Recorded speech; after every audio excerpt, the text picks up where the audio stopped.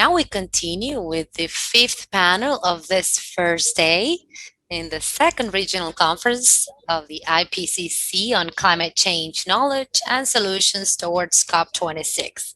Generating public policies that incorporate strategies of mitigation and adaptation to climate change is today an urgent approach from a local, national, and international perspective to be done integratively and collectively, giving it maximum priority in the agenda. The panel that now starts is called Risk Management and Decision Making, moderated again by Jose Martinez from Queensland, Australia, and researcher of the Universidad de Chile, Catholic University of Chile, and from the Center of Applied Technology and Sustainability. Welcome, Maria Jose, once again. You're leading this next panel, so we now welcome the panel members that will join you in this conversation. First, Adele Thomas, Director of the Center for Research on Adaptation and Resilience to Climate Change from the University of the Bahamas, and as the geographist of the human environment, her research has focused on adaptation, loss and damage and vulnerability of the small insular states in development facing climate change. Adele Thomas has worked in the intersections between adaptation to climate change, management of risk disaster, and sustainable development. So we welcome Adele Thomas. Now we welcome Rodrigo Cienfuegos, who's joining us as well, Director of the Center of Research for the Integrated Management of Risk from the Hydraulics Department, Engineering Faculty of Catholic University. His main area of research has contributed to the understanding and modeling of the physical space of wave propagation and tsunamis and its interaction with natural environments and built environments. Welcome, Rodrigo Cienfuegos. We also warmly greet this panel Annette Lefebvre, economist from the Universidad de Chile and Master of Arts in Policies in the Environment and Development, developed in several positions in Chile and abroad, focused on applied research and the creation of policies and comprehensive strategies of sustainability and climate and natural resources, particularly energy and mining, both in the public and private sector. She was Executive Secretary of Energy 2050, the process that led to the creation of the current energy policy, then head of the Division of Energy in the ministry. Welcome. And now we welcome also to this panel Deborah Ley again, official of Economic Affairs, Energy and Natural Resources for ECLAC, specialist in renewable energy and climate change with a vast background locally, regionally, and in different sectors in clean energies, mitigation, and adaptation to climate change. Welcome.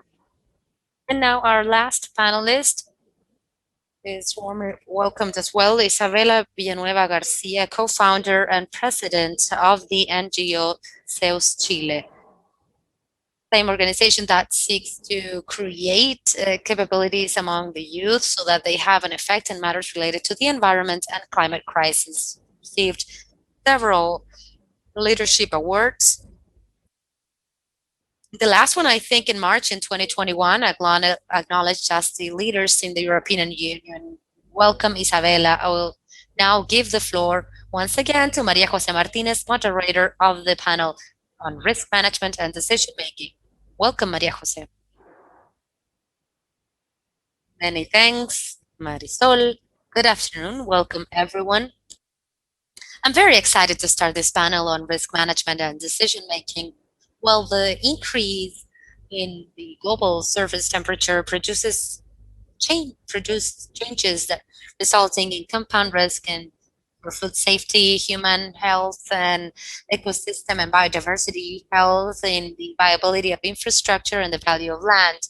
Experience and dynamics of change and risk the time come from natural processes and social processes, and there's a heterogeneity that is very significant regionally about the risks and in the particular context that every case requires in the region.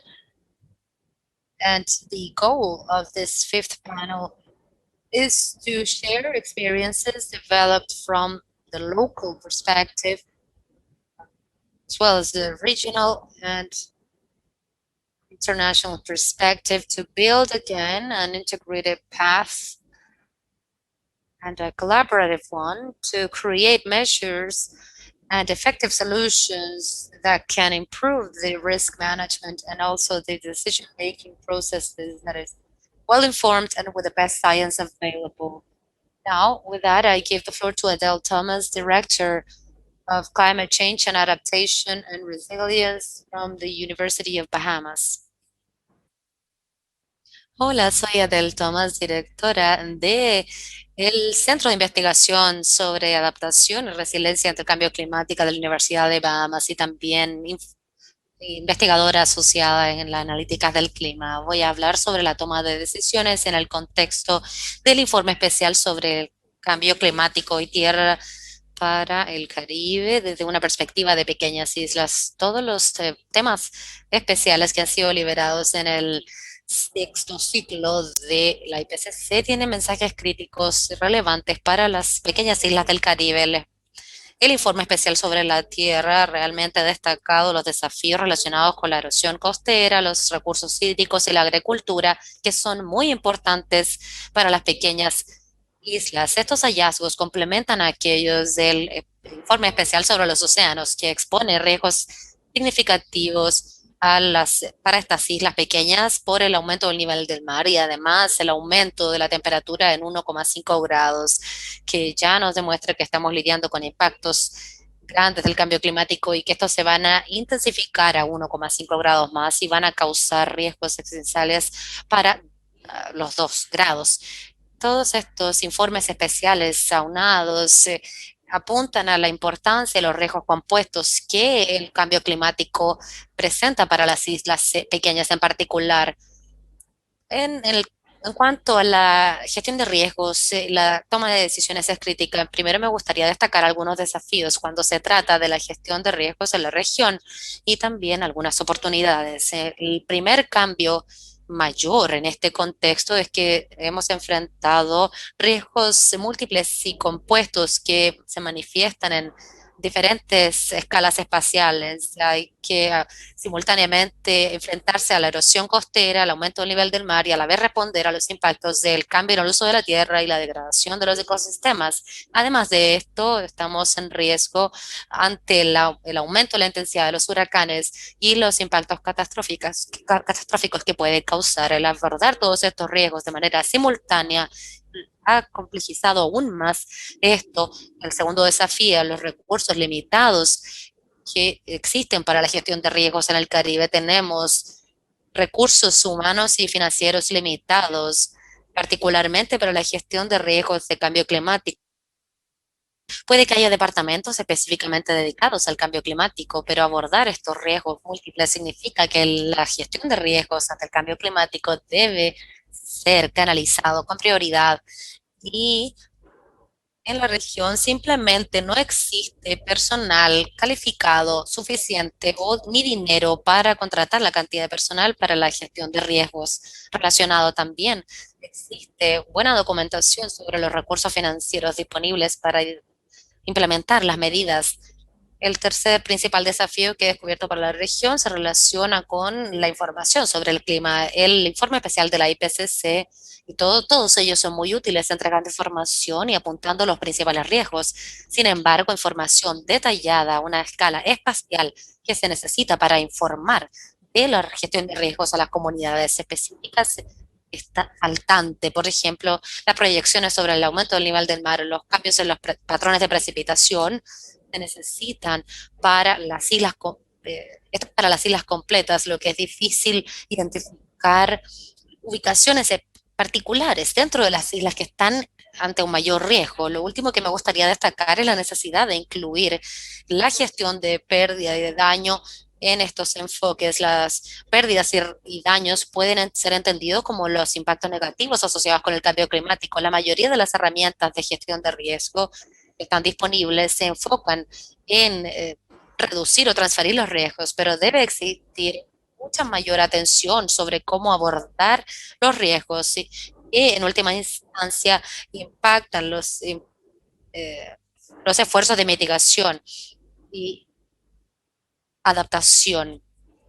Se aborda en este informe las pequeñas islas que verán los peores impactos a medida que aumenten las temperaturas globales, como también cómo lidiar con estos impactos cuando ocurra este cambio. Por ejemplo, lo que se relaciona con los huracanes, existe una gestión de riesgo limitada, porque si un huracán de categoría 5 azota las comunidades, existirá impactos significativos que siempre deberán ser abordados. Ahora me gustaría brevemente destacar algunas oportunidades para la gestión de riesgo. En primer lugar, ha habido un excelente progreso en el desarrollo y utilización de las herramientas de gestión de riesgo específicas para la región. La comunidad del Centro de Investigación para esto ha desarrollado una herramienta de gestión de riesgo que se llama Coral y han estado entregando capacitación en toda la región a una amplia gama de actores clave para asistir a los usuarios sobre la gestión de riesgos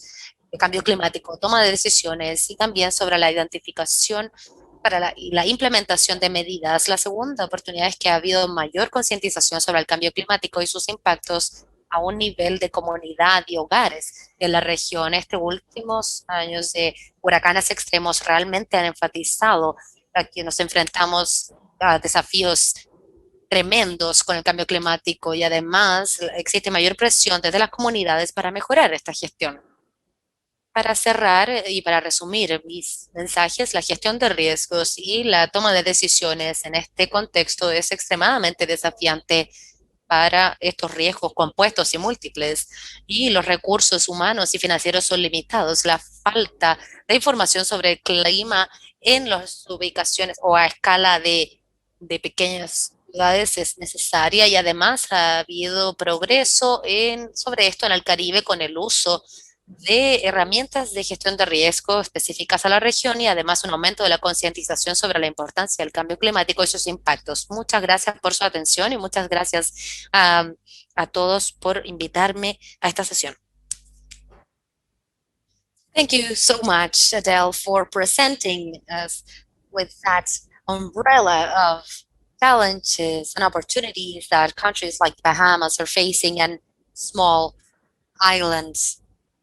Now we give the floor to Rodrigo Cienfuegos, Director of CIGILAN, the Center of Integrated Management for Risks and Management. Nice to have you, Rodrigo. It's a pleasure. Hi, welcome. Well, thank you for the invitation. Thanks to the United Nations for the effort to create this reflective instances at a regional level to contribute to this huge challenge, an urgent challenge against climate change and towards adaptation and mitigation measures that we need. I have a few slides that I would like to share with you. First, I'm here representing the center as the director of it, the Center of Research and Development from the Ministry of Science in Chile, where we have been working in research for risk management, for disaster risk management and resilience. So I thought that it was very interesting to see these intersections that are being discussed in these past reports, both in the agendas of the IPCC, the climate change agenda connects to the Sendai agenda for risk reduction and the agenda of sustainable development. So I will focus on those interactions. In Chile, and of course, speaking from the country where we work, where I work, and where we do research on these areas, we have been in permanent reconstruction due to the high exposure that we have to natural threats, but we are also exposed to biological threats as we are living today. It's a slow disaster, it seems, to have no end as COVID. And we've also, of course, identified some events and a frequency of climate events that have started to affect us in a more, predominant way. We see a very exposed country, as I was telling you, where we have not finished our reconstruction and yet we have to start another. So that makes us think of more innovative solutions to reduce these risks. Next one, please. Here you see the disasters that have happened in the 20th century up to date in Chile, classified in relation to the effects or impacts. We see how earthquakes continue to be a recurring threat, a geophysical threat, not related to climate change, but have increased. We have seen an increase in floodings uh, and overcoming even these geophysical events as earthquakes. So we are seeing this frequency causing problems, and we have seen that uh, now very acutely.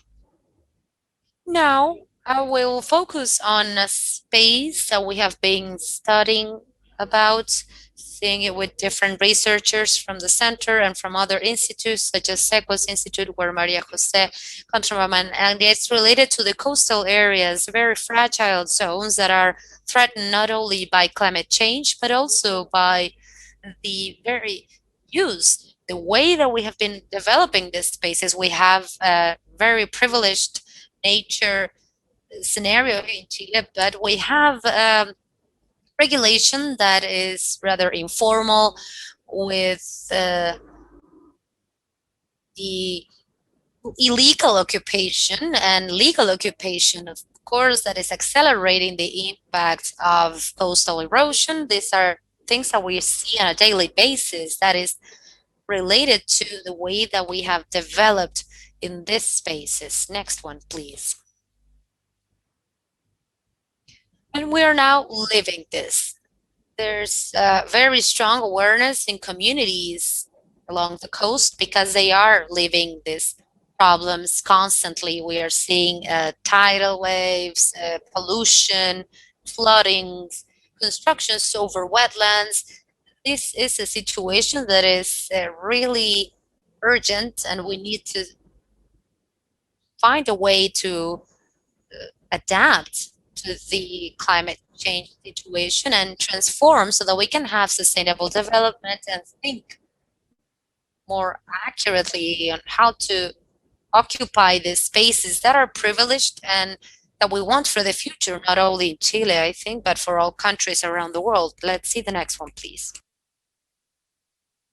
So we see a paradigm shift on course and that we need to reinforce, and that is included in the IPCC report that we are reviewing today, where the risk, this concept of risk, is not only related to natural threats, but also seeing a social ecological system, a space in which we have the interaction with the ocean and with the land areas and all with all of the biodiversity in this link, this interface. We need to recontextualize it to address it differently than we are used to. We are very much used to speak of the coastal edge in Chile, a very limited strip in a legal sense, but from the new paradigm perspective, it falls short. We need to re-signify. We need to redefine it.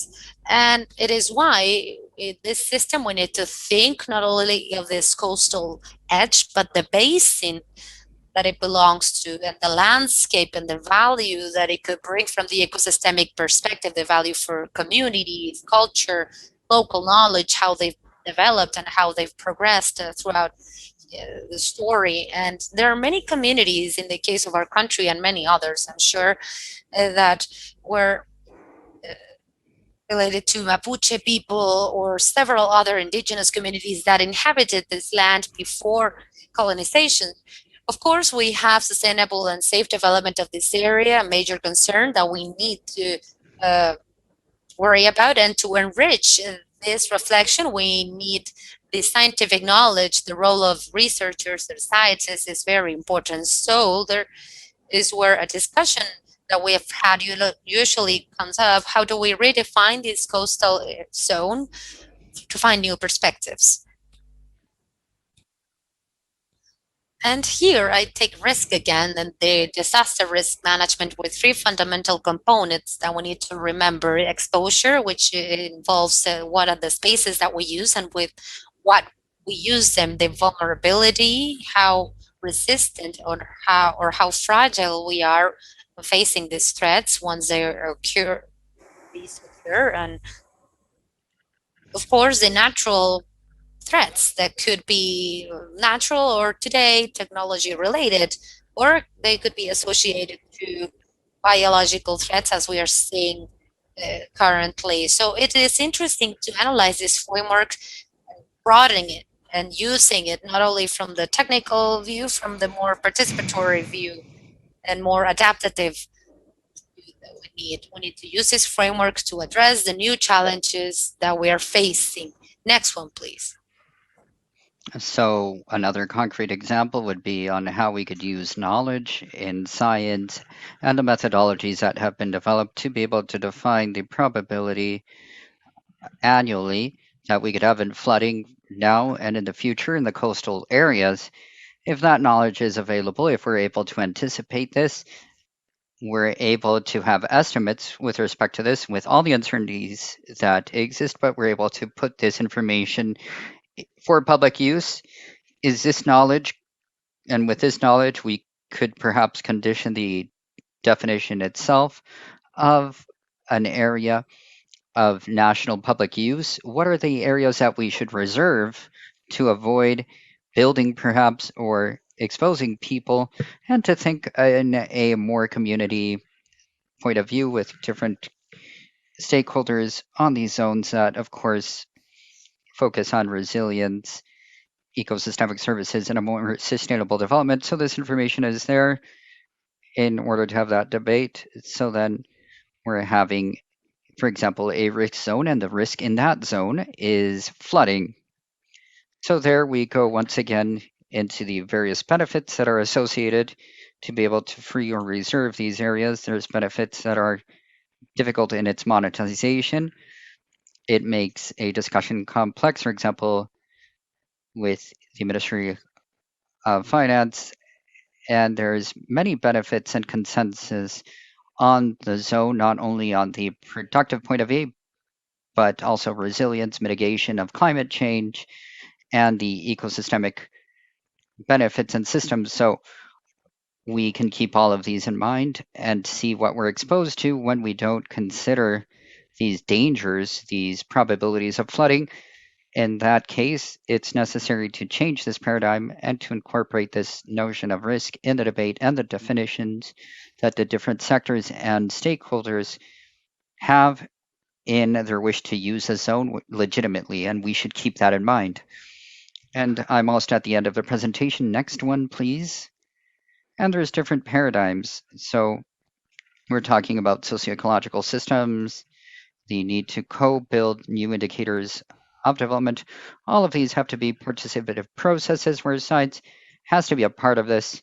Here we have many questions that cannot be answered, not just from the point of view of science and technique, but we need to solve it in a learning and discussion experience and participation and co-build these new policies and the institutional changes as well. The institutional changes as well. There's an opportunity in Chile through the creation of a possible new constitution in Chile, which could reorganize our principles, our guiding principles in the legislative ordinance, and that can have a framework for new public policies. So today, we're at a moment where in our country we're having these discussions, and I see this with hopeful eyes in being able to also incorporate the work of science within these discussions. It's not that science and technique will impose itself, but just to be an important stakeholder in a very healthy and valuable conversation for the future development of our country. And finally, the last slide, just to give context of the work we've been carrying out in Sihiden, which is an academic scientific center for research. We've wanted to include different points of view and views in order to present that evidence and information related to risk, perspective analyses of risk, that what something that can happen perhaps in the future. We can project this, and with this information we can have public policy discussion and also hold these spaces for discussion on a more local level. And this requires interdisciplines, not just a topic on dissemination discussion, but also a change in paradigm of an exchange of knowledge and how we carry out the research. So in this process, we're also rethinking the role that we have as researchers and how we could also participate in a more active fashion in these discussions of policy and policy in the good sense of the word. So a framework in risk management and disaster management is an interesting frame to connect it in a more active and proactive way with the adaptations to climate change and to sustainable development. That's it. Thank you very much. Thank you, Rodrigo, for presenting Sihidan's case and for introducing this change in paradigm many times to carry out the work of collaborating and integrating with other areas of science and with decision makers and the community. So then to build these pathways, these trajectories, we require this exchange and this focus, which is more socio-ecological, including the notion of risk, which is fundamental. So then we're going to present Deborah now, who is the Economic Affairs Energetic Matters representative from Guatemala. Thank you very much. Once again, thank you everybody for the invitation to participate in this panel. If we continue with the panel members that have have gone before me, I just wanted to talk about the examples in the Central American region, but also was mentioned before, we want to keep in mind the different causes of vulnerability. So we have the different causes per country, for example, limited access to infrastructure, services, and differences in resources. There's also a variety of dynamics that impact the level of risk and responses that can be given. For example, a lack of governability at different levels. Perhaps there is also a lack of training, organization, or investment in specific areas. Also, if we keep in mind the rural areas, which are the most vulnerable, there's problems in deforestation and also zones which are more vulnerable. For example, the deforestation has caused a greater amount of erosion. This, together with these dynamics, also has a series of conditions that are insecure, as is stated by the physical aspect that I just mentioned. As an example, we have in rural areas local economies that have low income and that have a strong dependency on agriculture as income. So then the floods place a greater vulnerability on this. And sometimes this is hand in hand with a lack of local institutions that can give that support. So then we need to keep in mind the different dangers that can be held with the changes and combinations, as we mentioned before, as the factors related to risk. So one of the things that we can improve is the inclusion of basic services, for example, electricity, and something that's been done by the national commissions in disaster reduction of some countries in the region. For example, Guatemala and Nicaragua has some early alert systems with photovoltaic PV powers. So this also means that when there's communities that are isolated and don't have access to electricity, they can achieve it through this type of batteries, and the system, the solar power system, allows to operate a radius, and then the different members of the community can communicate and reach out to the other members of the community. So we can have monitoring through different points and how they have a whole system where communities base and up can send messages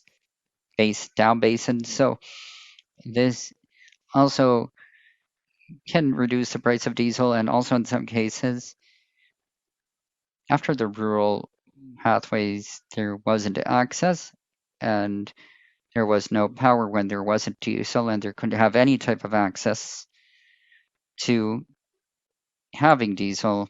So I'm going to go back a little bit to the presentation that I gave today in the morning when I talked about the different options for mitigation, adaptation, and how we can implement these together. And to talk about the feasibility analysis, also I talked about that one of the 6 feasibility factors was the ecology. And in fact, in any one of the dimensions that we talked about, we can consider what the different barriers are for these options and the different vulnerabilities of these risks, additional risks that can be caused by each one of these options. So then, if we go back to the topic of solar energy, even though the initiative may have been very good, there were cases where they didn't use the right cable sizes, and this caused a short circuit during a storm that also caused damages to the houses and harmed the families that lived in these systems. So we have to keep these in mind for each one of the options, be it for mitigation or adaptation. That's to say, it's not just thinking that there's a drought coming or that there's a flood coming or any type of disaster, not just thinking of the disaster, but thinking of what we can have and how we can work with this. Now, something that Thelma, Adele, and others stated that there's a lack of information. So here we're talking about climate services, not just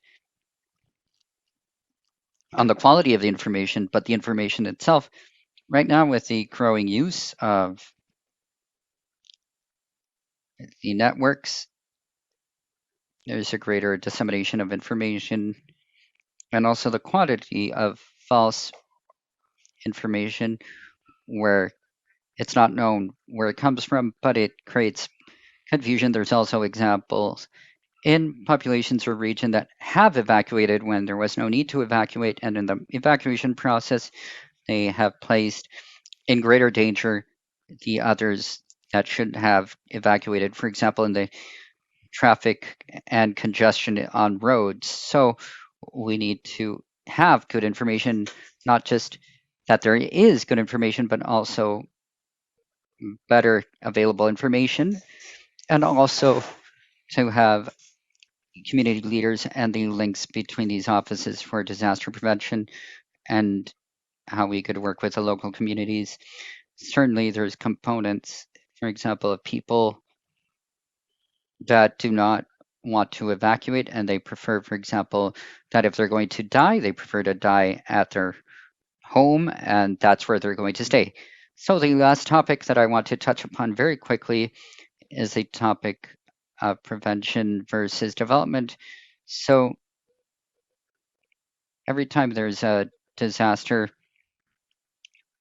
for example, in the reconstruction, there are many donations from many funds that don't have a short execution compared to development projects. For example, here, electrification. So we've had projects in the rural areas that are renewed after disasters, but instead of having an implementation of 3 to 5 years, it's just a year in implementation, which is not enough time to socialize, communicate, and educate the different benefiting populations to be able to assign what the projects are going to be had. So therefore, they just quickly and literally quickly go over the projects. So after the next hurricane, it undoes everything that was been rebuilt from the previous event. So therefore, this on some occasions makes the most vulnerable population even more vulnerable than they were before. So once again, when I talk about the causes of vulnerability, and what the conditions are for insecurity. We have to see the different options, mitigation, adaptation, even the reconstruction that we perform should not worsen some of these aspects. And we need to see it in a more simpler and better manner. Thank you very much. Thank you very much, Deborah. I have a question for you from the audience. How do you reconcile the development of certain industries such as tourism with the correct risk management in Latin America and the Caribbean? Right. Thank you very much for the question. So it's a very good point, especially the situation of some Central American countries that have a lot of ecotourism, and above all, people that want to escape a little bit from the noise and have a little more peace and tranquility. For example, in Guatemala, Costa Rica, we have ecotouristic destinations, rural destinations that use solar energy, water, which makes them go further from all technologies. So the best thing we could do is to limit the amount of visitors that we can have, but also that these ecotouristic visits can help teach the visitors on the culture of the region, the origins of nature, that they could find where that river is going, where it comes from. And even though there are visitors that are very aware of that, I believe that it also helps having these reminders that you wouldn't want a place to have, for example, ecotourism to expand too far. Also, the visitors have to be aware of what the different protocols are for evacuation. So here in Guatemala, an example that's very common is the the, the Pacaya volcano. Normally, it's for ecotourism. It helps the surrounding towns, but sometimes there's eruptions and the government closes the pathway, and sometimes they do that and it places people in more danger. To summarize, I believe that we've had good experiences in rural communities for ecotourism in the region. Thank you. Thank you very much, Deborah, for showing and sharing your experiences from the St. Paul ICLAC. So will now talk with Annie Dufay, Director of Public Spaces Chile. Please go ahead, Annie. Hi, everybody. I will add my congratulations to the organizers, Fundación Meri and IPCC. I have some slides on the importance of advancing in risk evaluation, evaluation of the policies to have a comprehensive point of view.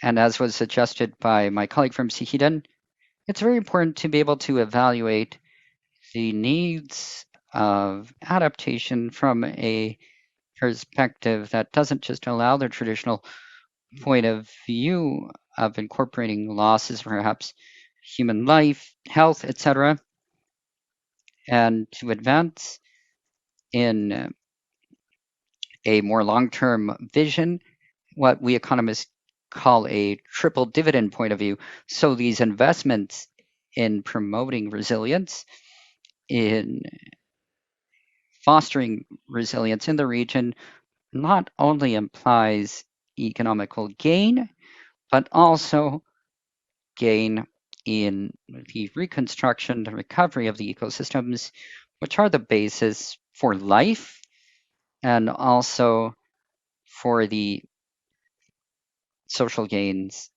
and strengthening of productivity in diverse sectors. So, this is especially important for the context of Latin America.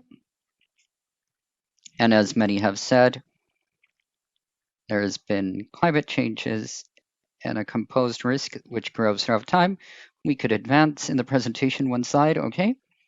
And Latin America, in fact, is one of the most vulnerable regions in the planet, and it's exposed to twice as much risk in climate than the rest of the world. And we can calculate the damages of around $11 billion a year, calculated by the Global Climate Risk Index. which implies losses of the GDP of countries in the region around 1.7% annually. We're speaking of very high figures. And considering that the impacts of climate change will increase in time, in the case that we are not preparing for it, we expect losses globally from now to 2100 that are much greater in South American countries, around 2%, over 10%, and in Central America, over 15% of the GDP. We are speaking of economic amounts that are very, very significant. Who do we move on to the next one, please? This in a context of Latin America,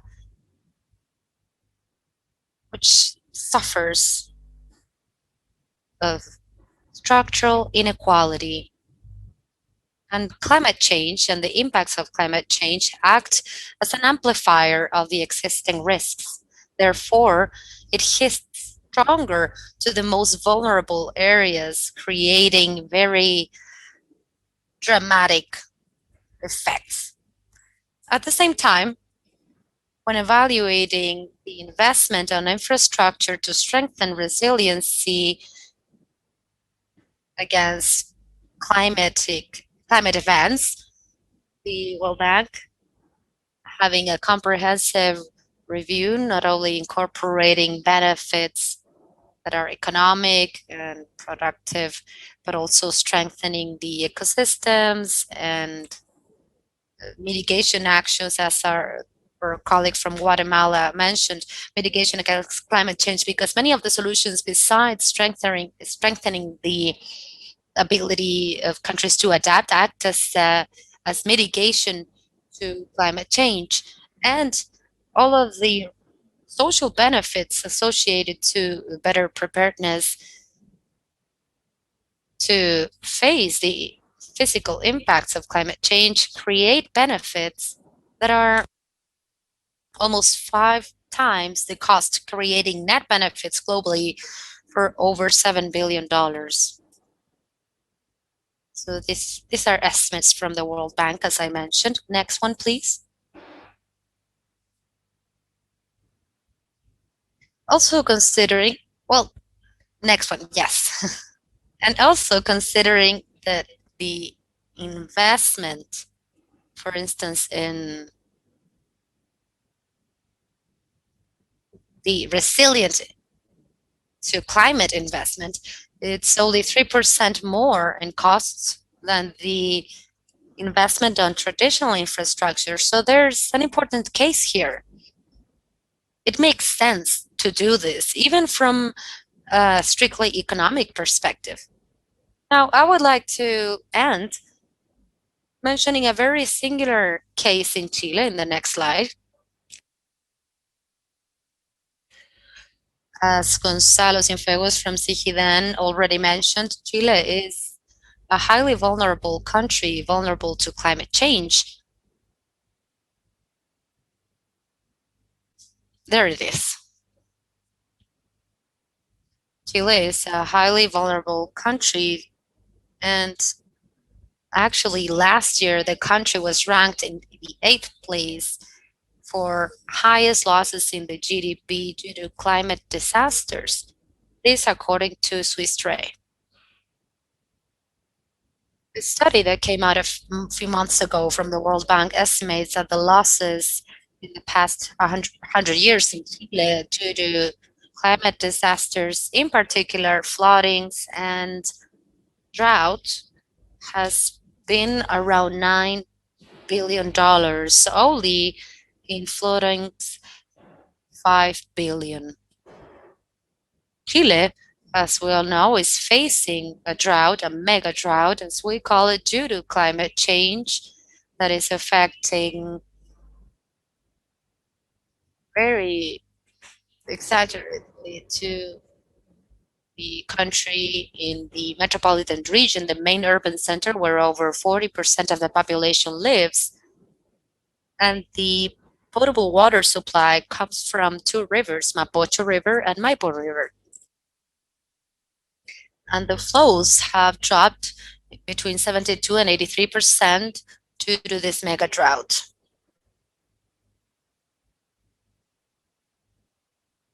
Alongside this, in recent times, we have seen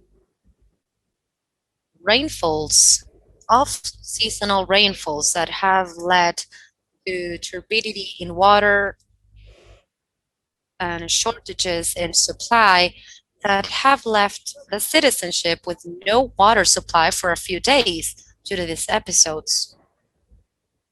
And we must say that this is foreseen to continue in time.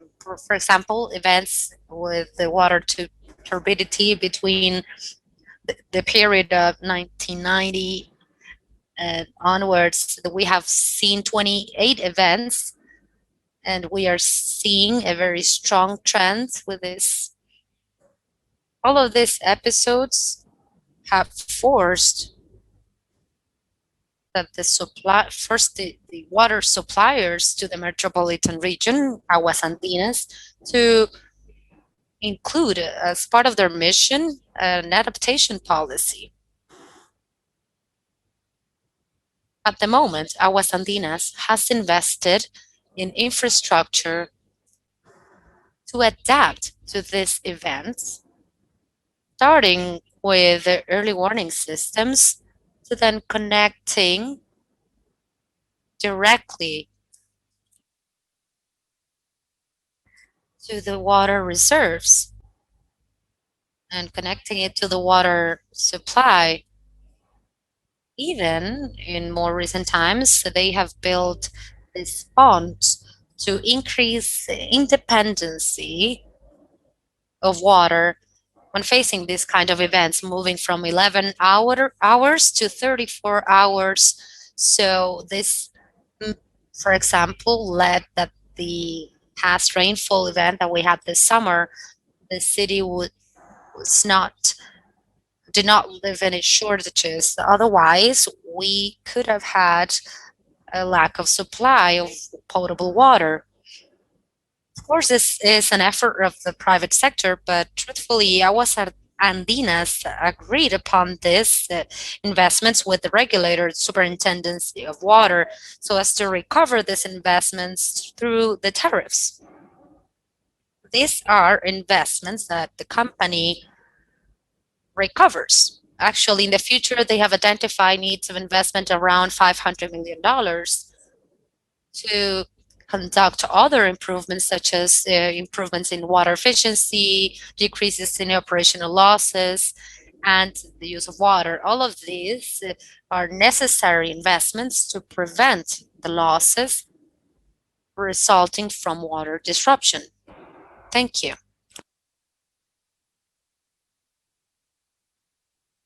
Thank you so much, Annie. That was very interesting, and it really underlines the importance of moving towards risk management policies and very well put into context. In the Chilean case, we are seeing more and more extreme events, and we need investment for controlling this.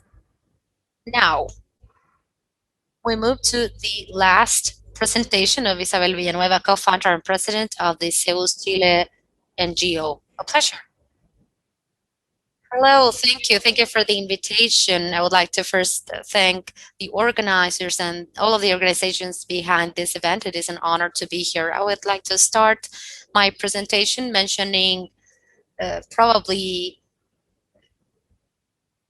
first introducing the NGO that I represent. I represent a sector that would be the civil society, and the role that we play and we should play that possibly we're not still playing in the case of Chile. And when we speak of risks, I think it's relevant to go back to the definition or this typical graph where we see threat to exposure and vulnerability, and in the center of these three is risk.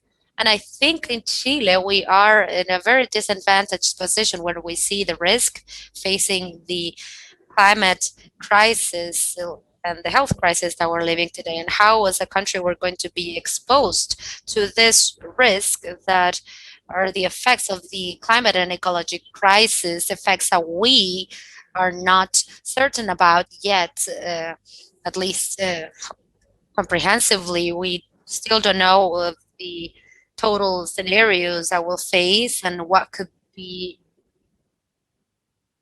the possibilities in these final scenarios.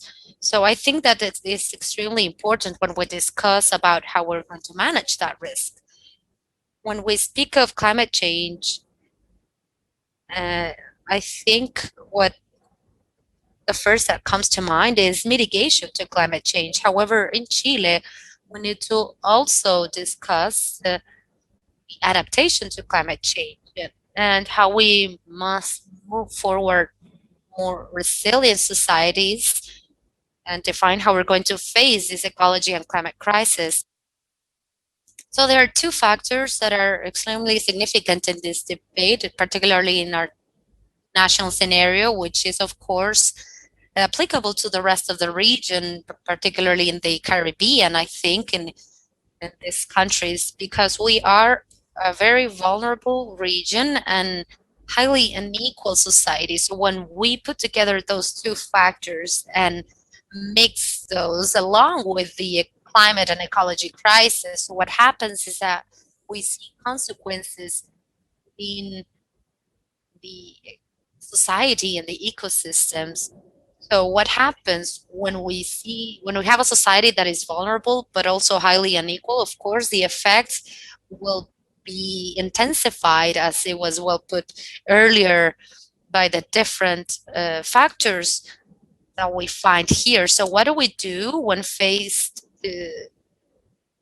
that challenge? I think it is one of the most important challenges, if not the most, that we're facing as a country, as a region, when we speak of climate and ecology crisis. How do we make society and people that are aware of the role of adaptation when we speak of risk management? It is what gathers us today in this panel, and of course, within the framework of the conference. How do we improve with better public policies, not only to follow mitigation to climate change, but adaptation to climate change as well? Today, the mission that we have of building more resilient societies is a challenge that will demand not only knowledge from us, but also new ways of governance that are paths that we don't see yet. We need to be able to progress towards a governance that allow us to integrate territories. How do we make community to be involved, engaged in decision making? Unfortunately, today, the decision-making structure is highly centralized in Chile.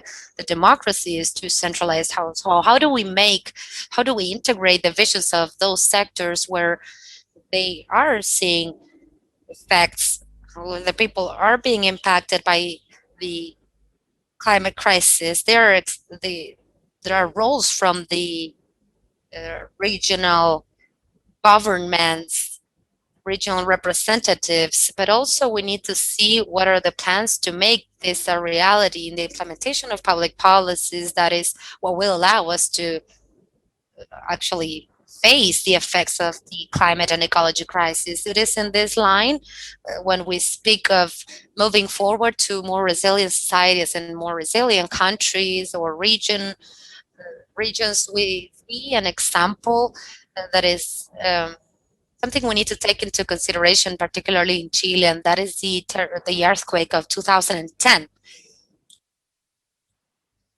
what happens here is that we face one problem, but then what comes afterwards is an example of how to make a society more resilient. I don't think it's a surprise for anyone in this country.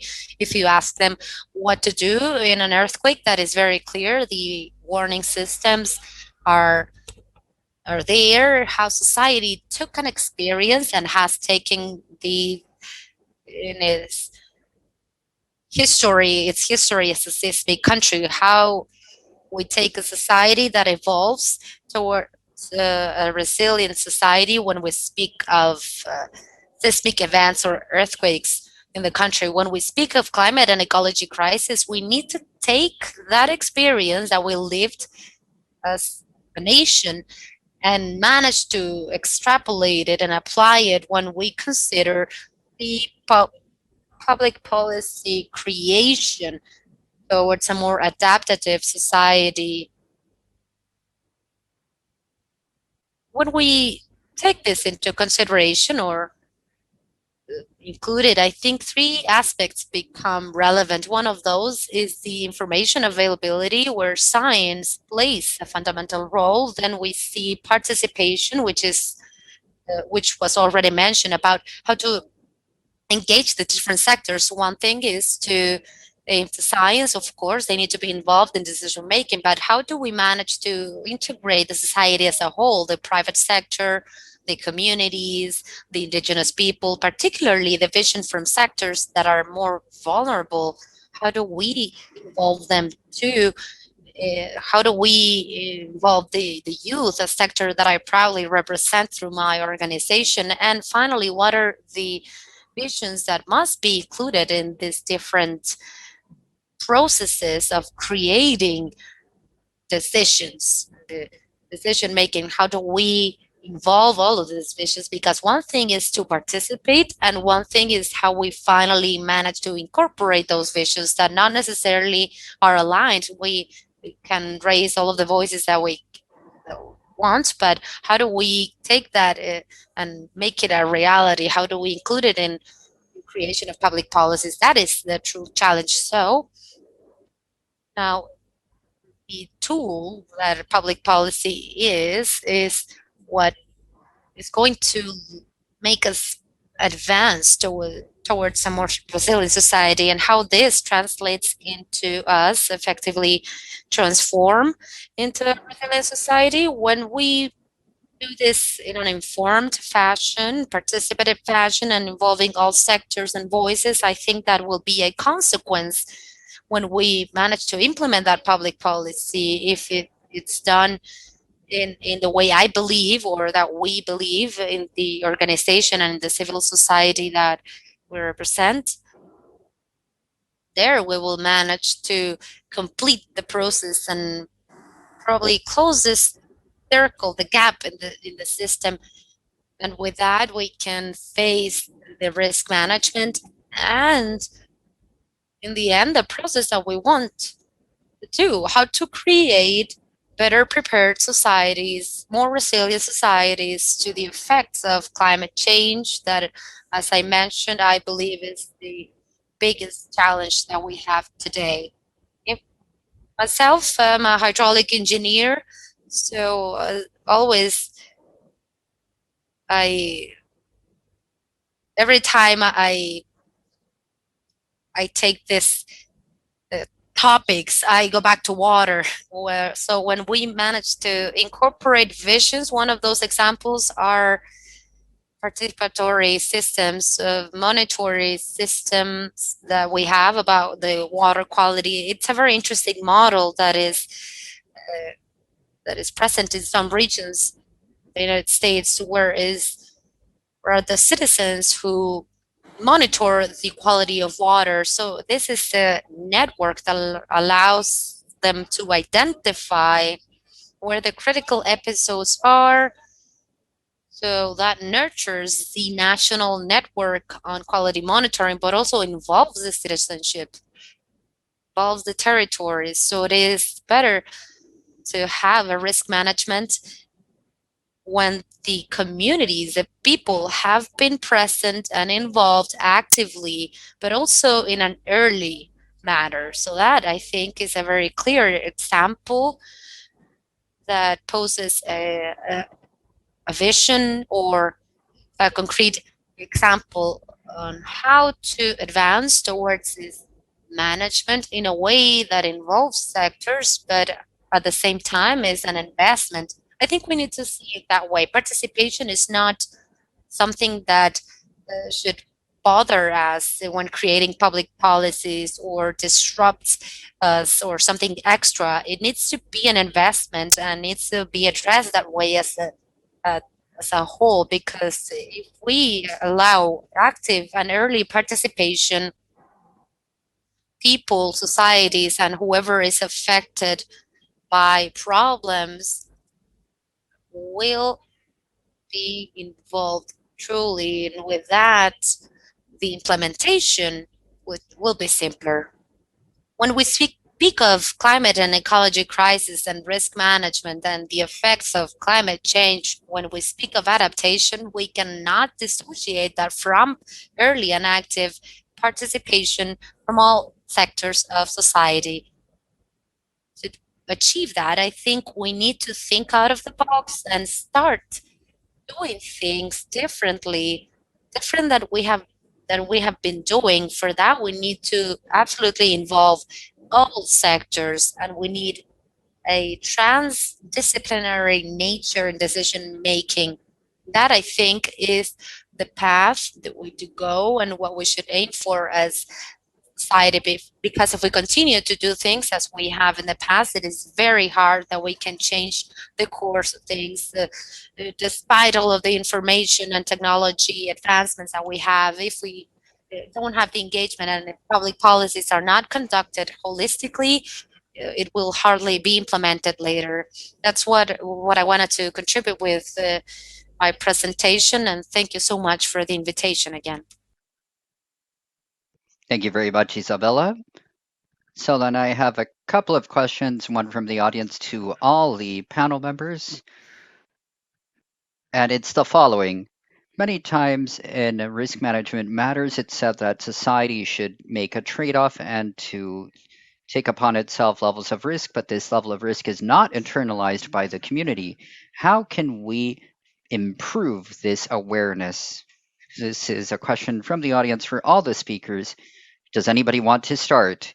It's related to the talk from Isabella.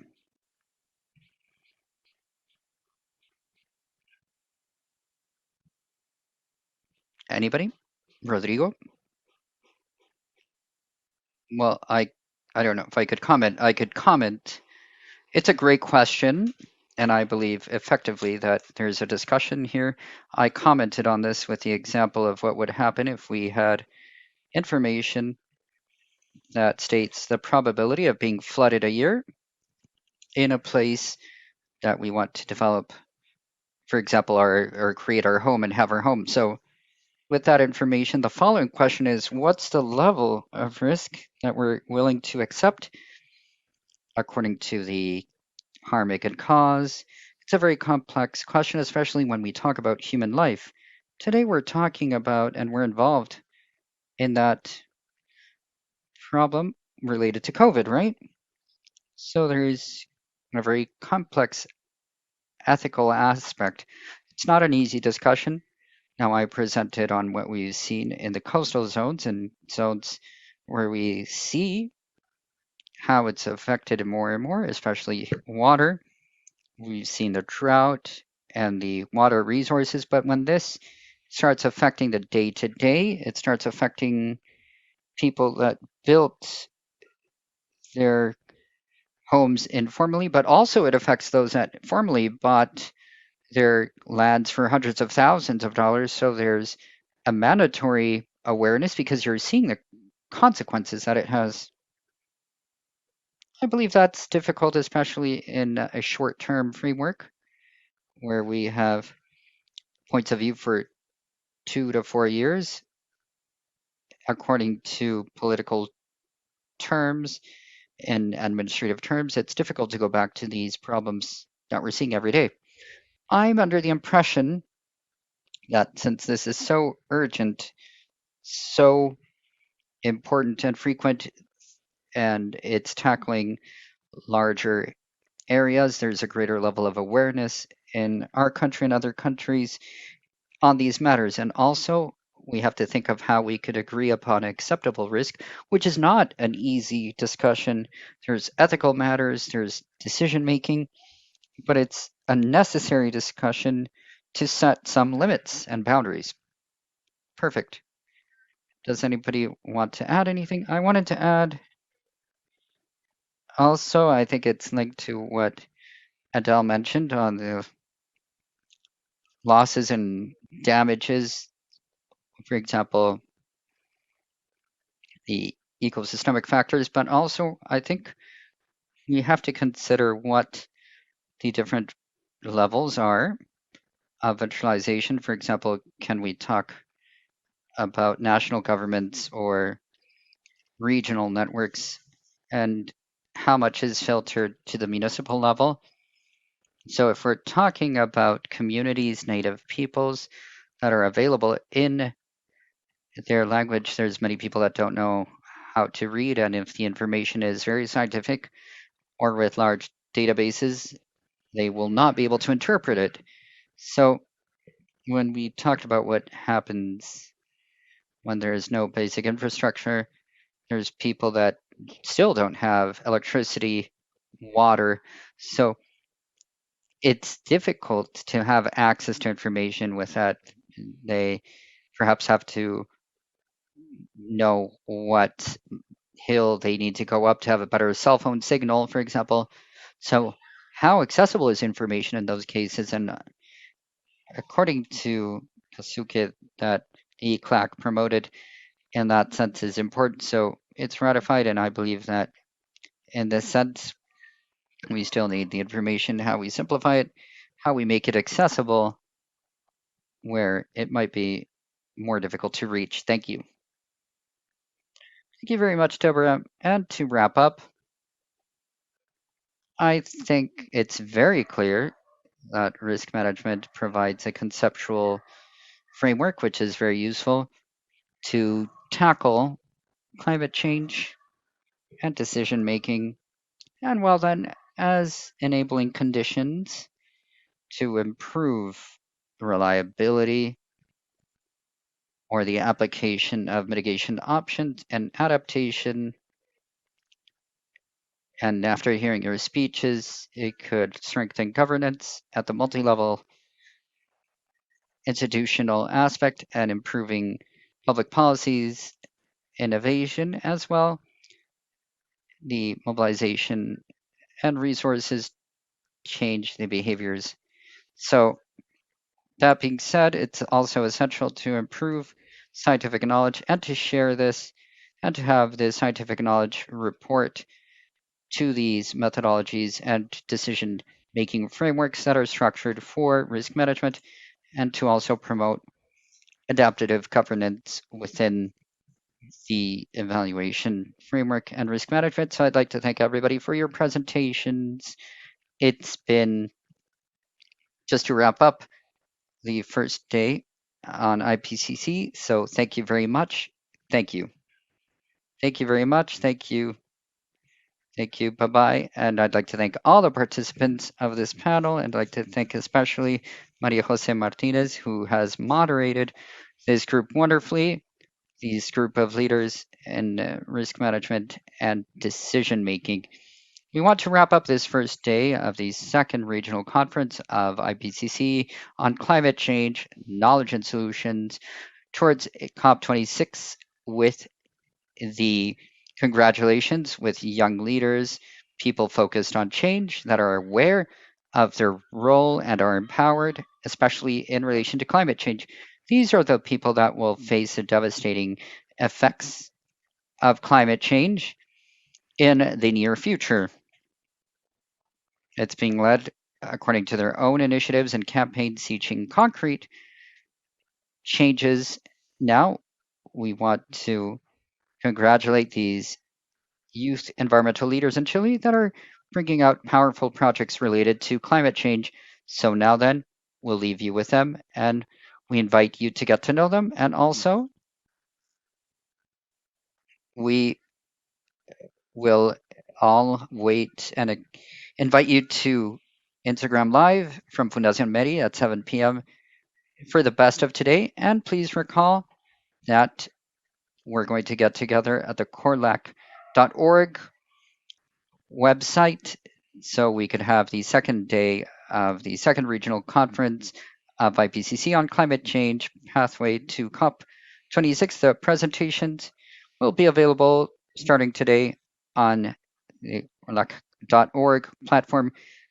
Good evening. And now everybody will get together at 9:30 a.m. and also today at 7 p.m. on the Instagram Live. Thank you.